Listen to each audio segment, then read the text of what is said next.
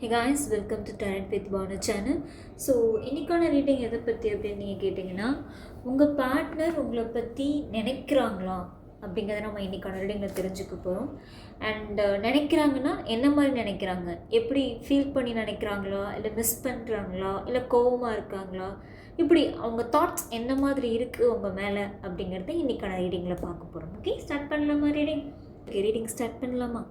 So passed உங்களுக்கும் உங்கள் பார்ட்னருக்கும் உள்ள சுச்சுவேஷன்ஸ் எப்படி இருக்கும்னு கேட்டிங்கன்னா, உங்களுடைய பார்ட்னர் அவங்களோட லைஃப்பை மட்டுமே யோசிக்கிற மாதிரி இருந்திருக்கும். உங்களுக்காக எந்த ஸ்டெப்பும் ஆக்ஷன்ஸும் எடுத்திருக்க மாட்டாங்க, உங்களுக்காக கமிட்மெண்ட் கொடுத்துருக்க மாட்டாங்க. ஆனால் அதே சமயம் பார்த்திங்கன்னா அவங்க ஃபேமிலிக்காக கமிட்மெண்ட்ஸ் அப்படிங்கிறத கொடுப்பாங்க. அவங்க ஃப்ரெண்ட்ஸ் அண்ட் மற்றவங்களுக்காக ஒரு ஸ்பேஸ் கொடுத்துருப்பாங்க. பட் ஆனால் உங்களுக்காக ஒரு ஸ்பேஸோ, இல்லை உங்களுக்காக ஒரு ஆக்ஷனோ, இல்லை உங்களுக்காக ஒரு ஸ்டாண்டோ, அந்த மாதிரி எதுவுமே உங்கள் பார்ட்னர் அப்படிங்கிறவங்க எடுத்திருக்க மாட்டாங்க பாஸ்ட்டில்.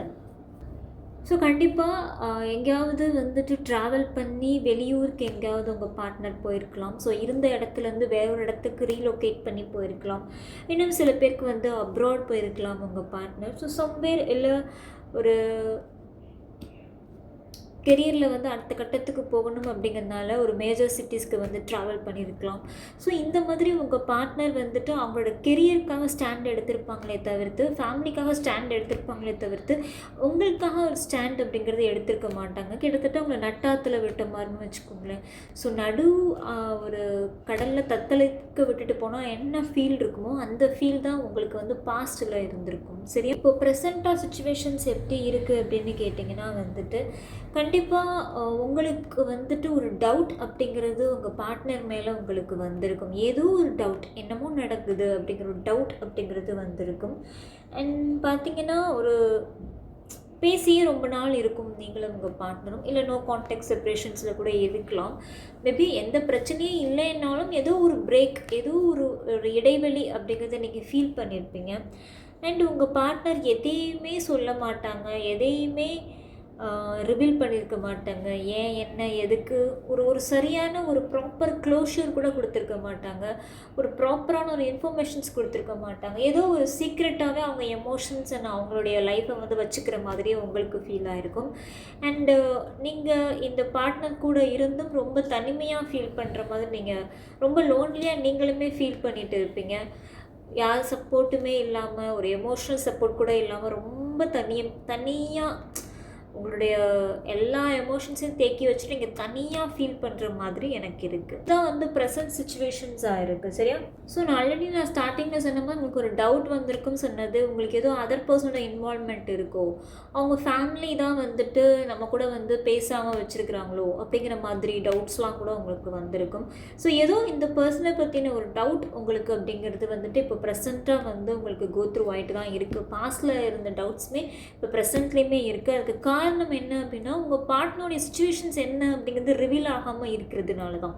இந்த சுச்சுவேஷன்ஸை பற்றி இப்போது உங்களுக்கும் அவங்களுக்கும் நடக்கிற சுச்சுவேஷன்ஸ் பற்றி அவங்க என்ன நினைக்கிறாங்க. இப்போ நீங்கள் ஒன்று நினைக்கிறீங்க இல்லையா, இப்போ உங்களுக்குள்ள ஒரு தாட்ஸ் வந்திருக்கு. ஸோ இப்போ உங்களுக்குள்ள ஒரு டவுட்ஸ் வந்திருக்கு இல்லையா, அதர் பர்சனோட இன்வால்மெண்ட் இருக்கோ, இல்லை ஃபேமிலி எதுவும் இந்த ரிலேஷன்ஷிப் சம்மந்தமாக நம்ம பார்ட்னரை பிரெயின் வாஷ் பண்ணிட்டாங்களோ, இல்லை நம்மளை விட்டு விலகி போகணும்னு நினைக்கிறாங்களோ, இல்லை ஒரு நியூவாக ஒரு பர்சன் வந்துட்டாங்களோ லைஃப்பில், இப்படி நிறைய டவுட்ஸ் உங்களுக்குள்ளே இருக்குது. இந்த சுச்சுவேஷனை பற்றி நீங்கள் நினைக்கிறது எல்லாமே இப்படி டவுட்ஸ் அதிகமாக இருக்கும். அவங்களுடைய தாட்ஸ் எப்படி இருக்குதுன்னு கேட்டிங்கன்னா பார்ட்னர் ஏன் புரிஞ்சுக்க மாட்டேங்கிறாங்க, அவங்க புரிஞ்சுக்கிட்டு அவங்க ஆக்ஷன் எடுக்கட்டும், அது வரைக்கும் நம்ம சும்மா இருக்கலாம். ஒரு மாதிரி ஈகோ பேட்டில் மாதிரி எனக்கு தெரியுது. நீங்கள் சந்தேகப்படுறீங்க, அவங்க ஈகோவாக இருக்கிறாங்க. நான் ஏன் எக்ஸ்பிளைன் பண்ணணும், நான் ஏன் எல்லாத்துக்கும் உட்காந்து சொல்லிக்கிட்டே இருக்கணும் அப்படிங்கிற மாதிரி அவங்க ஃபீல் பண்ணுறாங்க. நீங்கள் ஒரு பக்கம் சந்தேகப்படுறீங்க, அவங்க ஒரு பக்கம் ஈகோவாக சுச்சுவேஷன்ஸை பார்க்குறாங்க. அண்ட் இந்த சுச்சுவேஷனை பொறுத்த வரைக்கும் அவங்க உங்களை ஒரு வெயிட்டிங் ஜோன்லேயே தான் வச்சுருப்பாங்க. ஸோ இப்போ வரைக்கும் எனக்கு தெரிஞ்சு இப்போ வரைக்கும் அவங்கக்கிட்ட ஒரு கிளியர் ஒரு கம்யூனிகேஷன், ஒரு கிளியர் மெசேஜ் அப்படிங்கிறது உங்களுக்கு கிடைச்சிருக்காது. பிகாஸ் அவங்க அதை கொடுக்குற அந்த கிளியர், அந்த ஒரு தெளிவான ஒரு கம்யூனிகேஷன் அப்படிங்கிறது அவங்க கொடுக்கணும் அப்படிங்கிறதே அவங்க நினைக்கல. நம்ம ஏன் சொல்லி புரிய வைக்கணும், அவங்க அதை புரிஞ்சுக்கிட்டு வந்தால் பார்ப்போம் அப்படிங்கிற மாதிரி ஒரு வெயிட்டிங் ஜோன்லேயே உட்காந்துருக்கிறது. கிட்டத்தட்ட ரொம்ப ஈகோவாக உங்கள் பார்ட்னர் நடந்துக்கிறாங்கன்னே சொல்லலாம். சப்போஸ் நீங்கள் நினைக்கிற மாதிரி அவங்க லைஃப்பில் வந்துட்டு இன்னொருத்தவங்க இருந்தாலுமே ஆமாம் இருக்குது அப்படிங்கிறத ஒத்துக்கவும் மாட்டாங்க. அது இல்லாத மாதிரியே வந்து வெளியில் நடந்துக்கிறது. பட் ஆனால் உள்ளுக்குள்ளே வந்து வேறு யாரோ இருக்காங்களோ அப்படிங்கிற டவுட் உங்களுக்குள்ளே இருக்கும். அப்படியே இருந்தாலுமே சில பேருக்கு சொல்கிறேன், எல்லாருக்குமே இது பொருந்தாது. ரெசனேட் ஆகிறவங்க எடுத்துக்கோங்க. சப்போஸ் இன்கேஸ் தேர்ட் பார்ட்டி இருக்காங்க அப்படின்னா அது ரிவீல் பண்ண மாட்டாங்க. ஆமாம் எனக்கு தேர்ட் பார்ட்டி நீ தான் தேவையில்லாமல் சந்தேகப்படுற அப்படிங்கிற மாதிரி வந்து ப்ளேமிங் மோட்லேயே இருப்பாங்களே தவிர்த்து அவங்க பண்ண தப்பு அப்படிங்கிறத அவங்க ஒத்துக்க மாட்டாங்க. அண்ட் உங்களையும் வந்துட்டு ஒரு கன்ஃபியூசன் ஸ்டேட்லேயே வச்சுருப்பாங்க. ஸோ இப்படி தான் வந்துட்டு போயிட்டு இருக்குது. அண்ட் இப்படி தான் அவங்களோட எண்ணங்களுமே இந்த ரிலேஷன்ஷிப் பற்றி இருக்குது. உங்களை பற்றி நினைக்கிறாங்களா? ஸோ இப்போ நீங்கள் பேசாமல் இருக்கீங்க, நோ கான்டாக்டில் இருக்கீங்க, செப்ரேஷனில் இருக்கீங்க. இப்போ எப்படி உங்களுக்கு உங்கள் பர்சனை பற்றின தாட்ஸ்லாம் வருது? அடிக்கடி என்னதான் கோபம் இருந்தாலும் வெறுப்பு இருந்தாலும் சில டைம்ஸ் வந்து மிஸ் பண்ணுறீங்க, அழுகுறீங்களே, அந்த மாதிரி உங்கள் பார்ட்னருக்கு உங்கள் மேலே வந்துட்டு தாட்ஸ் ஏதாவது வருதா?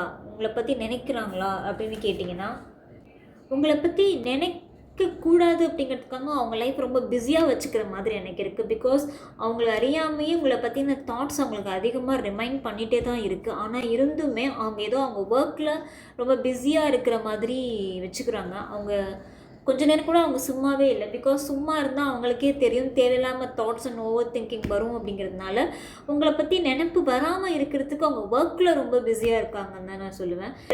அவங்க வந்துட்டு வேறு யார் கூடயும் வந்துட்டு பழகிற மாதிரி இப்போதைக்கு ரிலேஷன்ஷிப்பில் வந்துட்டு எனக்கு தெரியல. அதாவது ஒரு லவ் பாண்டாக ஒரு ரிலேஷன்ஷிப்பாக வந்து யார்கிட்டையுமே பழகலை.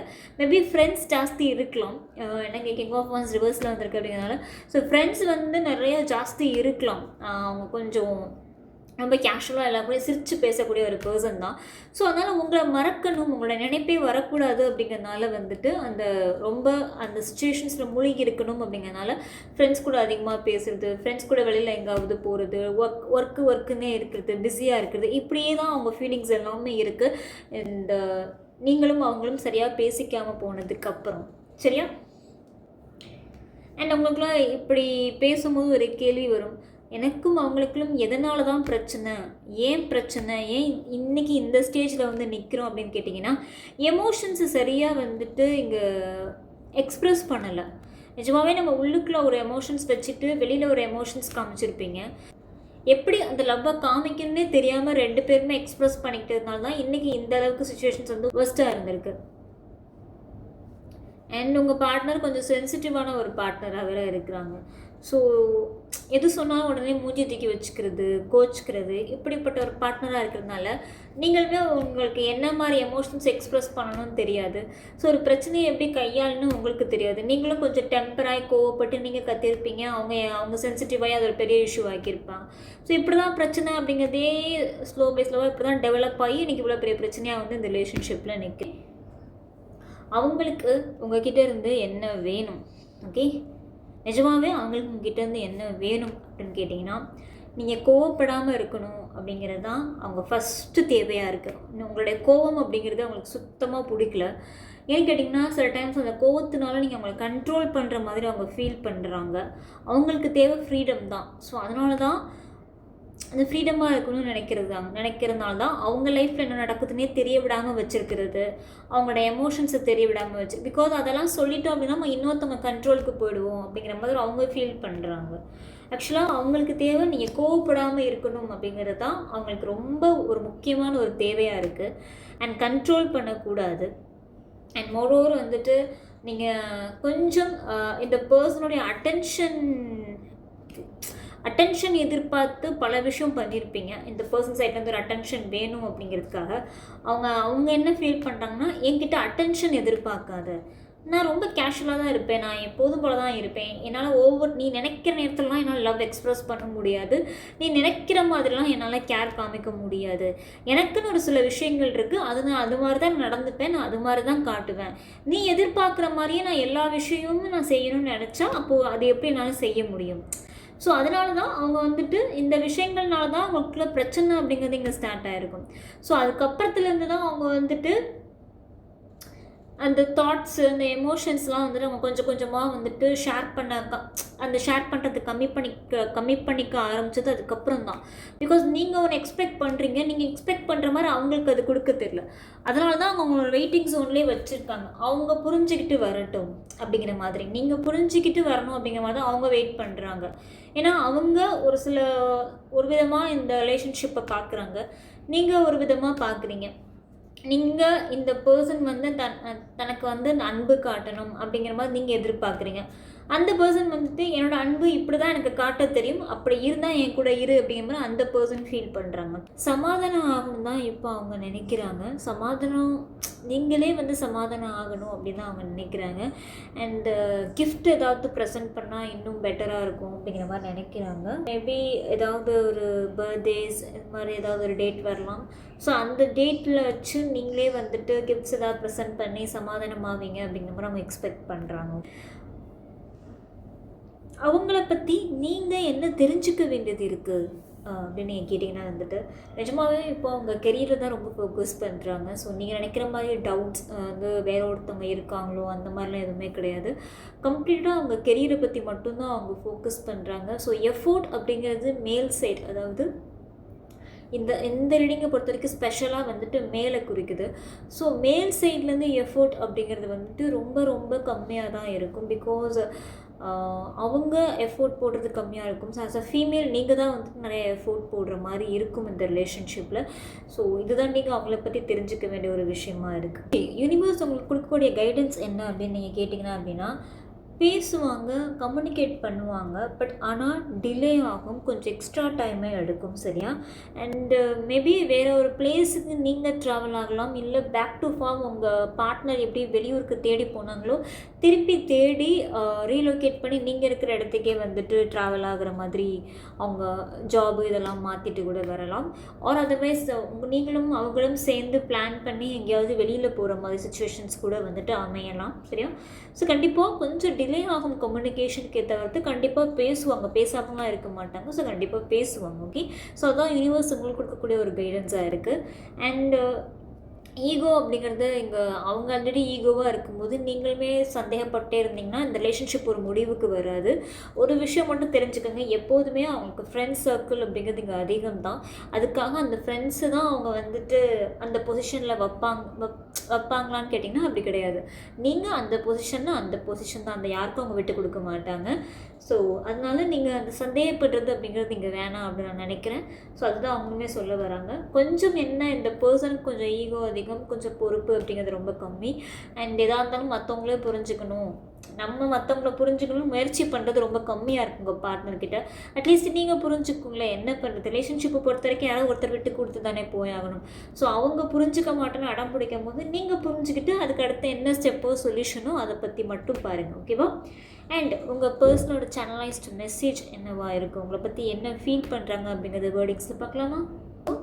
I'm becoming a better person. So கொஞ்சம் பெட்டர் பர்சனாக மாறதுக்கு ட்ரை பண்ணிட்டு வர்றாங்க. அதாவது அவங்க கெரியர் ரொம்ப ஃபோக்கஸ் பண்ணி ஃபைனான்ஷியல் லெவலில் அவங்க கொஞ்சம் பெட்டர் பர்சனாக மாறுறதுக்கான வாய்ப்பு எல்லாமே அவங்களுக்கு சாதகமாக இருக்குது. அண்ட் பெட்டர் பர்சனாகவும் மாறிட்டு வர்றாங்க. Okay, I know that I cross the line with you. So கண்டிப்பாக அந்த பவுண்ட்ரிஸ் அப்படிங்கிறதையும் தாண்டி சில விஷயங்கள் அப்படிங்கிறது உங்களுக்குள்ளே நடந்திருக்கும். ஸோ அதை நினச்சி அவங்களுமே வருத்தப்படுறாங்க. And I want you. So நான் சொன்ன மாதிரி அவங்க உங்கள் கூட வந்து சமாதானம் ஆகணும்னு தான் ஆசைப்படுறாங்க. ஸோ சீக்கிரமே சமாதானமாக ஆவாங்க. ஸோ வெயிட் பண்ணுங்கள். த timing just wasn't right for us. So இப்போதைக்கு டைம் வேணால் சரியில்லாமல் இருக்கலாமே தவிர்த்து இன்னும் கொஞ்சம் நாளில் கண்டிப்பாக அந்த டைம் அப்படிங்கிறது உங்களுக்கு ஃபேவரபுளாக இருக்கும். நான் சொன்ன மாதிரி வந்துட்டு உங்கள் பார்ட்னருக்கும் அந்த கம்யூனிகேஷன் வந்து டிலே ஆகுமே தவிர்த்து ஆனால் கண்டிப்பாக பேசுவாங்க, பேசாமலாம் போக மாட்டாங்க. ஓகே, டைமிங் இப்போ கொஞ்சம் ஒர்ஸ்ட்டாக இருக்கிறதுனால தான் இந்த மாதிரிலாம் நடக்குது. Okay, and so many things remind me of you. So கண்டிப்பாக வந்துட்டு உங்கள் பார்ட்னருக்கு வந்துட்டு நிறைய விஷயங்களை ஞாபகப்படுத்திட்டு தான் இருக்குது. ஸோ அந்த மறக்கணும் அப்படிங்கிறனால தான் அவங்க ஒர்க்லையுமே ரொம்ப பிஸியாக இருக்காங்க அப்படிங்கிற மாதிரி நான் முன்னாடி சொல்லியிருப்பேன். ஸோ இதுதான் எங்களுடைய ஃபீலிங்ஸாகவுமே இருக்குது. ஓகேவா? ஸோ இதுதான் உங்கள் பார்ட்னருடைய ஃபீலிங்ஸாகவுமே இருக்குது. ஹோப் இன்றைக்கான இடம் உங்களுக்கு பிடிச்சிருக்கும் நான் நம்புகிறேன். ஸோ இன்னும் இன்டெப்த்தாக உங்களுடைய ரிலேஷன்ஷிப் பற்றி பாஸ்ட், ப்ரெசன்ட், ஃப்யூச்சர் தெரிஞ்சுக்கணும், கைடன்ஸ் வேணும் அப்படின்னு நினச்சிங்கன்னா டிஸ்பிளே லைன் கான்டாக்ட் நம்பர் இருக்குது, பர்சனல் ரீடிங் எடுத்துப்பாங்க. ஓகேவா? டாடா பாபா, நீங்கள் அடுத்த ரீடிங்கில் சந்திக்கிறேன்.